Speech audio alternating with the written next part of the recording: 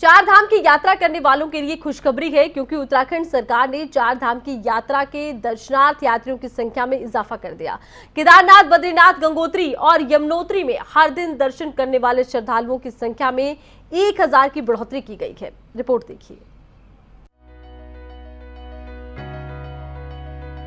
इन दिनों उत्तराखंड में चारधाम यात्रा जारी है। हर कोई भगवान की भक्ति में लीन है, क्योंकि इस बार 2 साल के बाद चारधाम यात्रा की शुरुआत हुई। क्योंकि कोरोना के चलते श्रद्धालुओं ने इस पल का पूरे 2 साल इंतजार किया।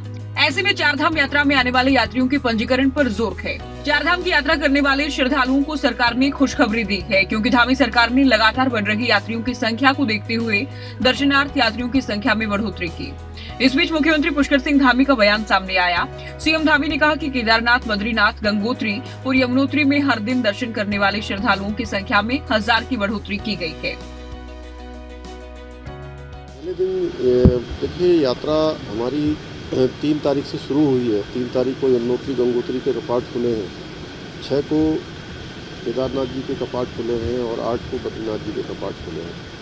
और पहले दिनों में चूँकि प्रत्येक वर्ष ज़्यादा भीड़ रहती है, ज़्यादा लोग रहते हैं, लेकिन अब यात्रा अपने मैं कहूँ कि ठीक प्रकार से व्यवस्थित रूप से चल रही है।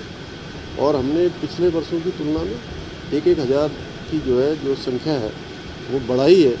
मैंने सभी यात्रियों से, सभी श्रद्धालुओं से, सभी पर्यटकों से मैं अनुरोध भी करता हूँ कि हमने ऑनलाइन और ऑफलाइन जरूर रजिस्ट्रेशन की जो व्यवस्था की है, अपना रजिस्ट्रेशन करवा कर ही जाएँ। आगे की चौकियों में अपनी जो सत्यापन की कॉपी है वो भी अपने साथ लेकर जाएँ।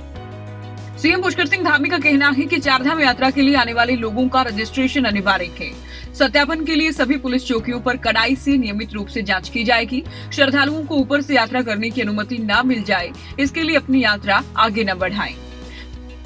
इसलिए हम सब लोगों की यात्रा, जो आने वाले हमारे श्रद्धालु हैं, पर्यटक हैं, उनकी यात्रा अच्छी हो, सुगम हो, सरल हो और सुरक्षित हो। उसके लिए ज़रूरी है कि जो व्यवस्थित तरीके से जब आपका वहाँ इंतज़ाम हो जाए, आपके रजिस्ट्रेशन की जो व्यवस्था है वो पूरी हो जाए, उसके बाद ही वो अपनी यात्रा करें। अन्यथा वहाँ पर उनको सबको परेशानियों का अगर सामना करना पड़ता है तो निश्चित रूप से उत्तराखंड का मुख्य सेवक होने के नाते मुझे स्वयं व्यक्तिगत रूप से परेशानी होती है। इसलिए मैं सभी श्रद्धालु पर्यटकों से अनुरोध करता हूँ कि व्यवस्थित तरीके से यात्रा में आए और जाएँ। उत्तराखंड में चारधाम यात्रा में इस बार बड़ी संख्या में लोग पहुंच रहे हैं। श्रद्धालुओं की चारधाम यात्रा का आंकड़ा 2 लाख के पार हो गया है।